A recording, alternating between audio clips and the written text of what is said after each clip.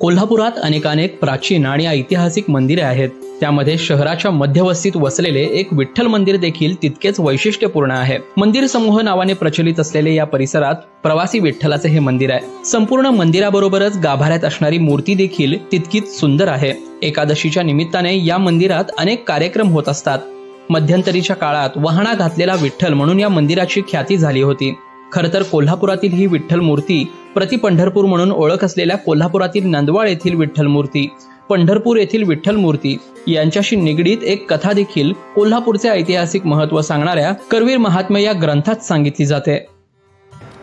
साधारणपणे 11व्या ते 12व्या शतकात या मंदिराची निर्मिती झाली असावी. पुढचा लाकडी मंडप हा संस्थान काळामध्ये याची उभारणी करण्यात आली.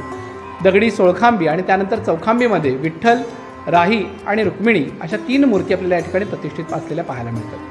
विठ्ठलाची मूर्तीसुद्धा सुंदर अशी उंच, एका हातामध्ये पद्म आणि एका हातामध्ये शंख अशा प्रकारची 2 हातांची रचना, कमरेवरती ठेवलेल्या हातामध्ये उजव्या हातामध्ये पद्म आणि तो साधारणपणे वरच असल्याप्रमाणे कमरेवर ठेवलेला आणि डाव्या हातामध्ये शंख, पायामध्ये सुंदर असे अलंकार आणि सगळ्यात महत्त्वाचं म्हणजे मस्तकावरचं शिवलिंग जे विठोने शिरी वाहिला देवराणा या उक्तीची अनुभूती देतं. कानामधली मकर कुंडलं अशा समस्त आभूषणासह अलंकृत असा विठुराया.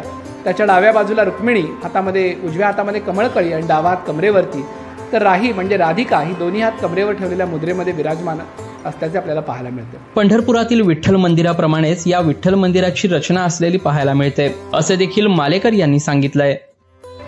पंढरपूरप्रमाणेच कान्होपात्रा, गोपाळकृष्ण, अगदी नामदेवांची स्मृती जपणाऱ्या पादुका अशा अनेक चिन्हांसह कोल्हापुरात जणू प्रति पंढरपूर अवतरावं असं हे मंदिर. कारण याच्याच प्रांगणामध्ये समोर गरुड, हनुमंत आणि महादेव अशा समस्त परिवार देवता यांनी जणू पंढरपूरची अनुभूती या करवीरातल्या विठ्ठल मंदिरात येते.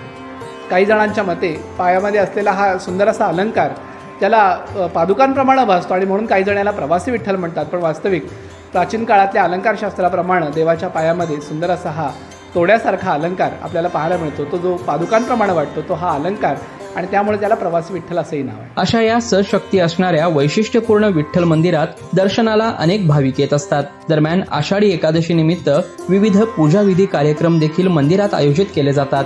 त्यानिमित्ताने एकदा या मंदिराला नक्की भेट द्यायला हवी. लोकल 18साठी साईप्रसाद महेंद्रकर, कोल्हापूर.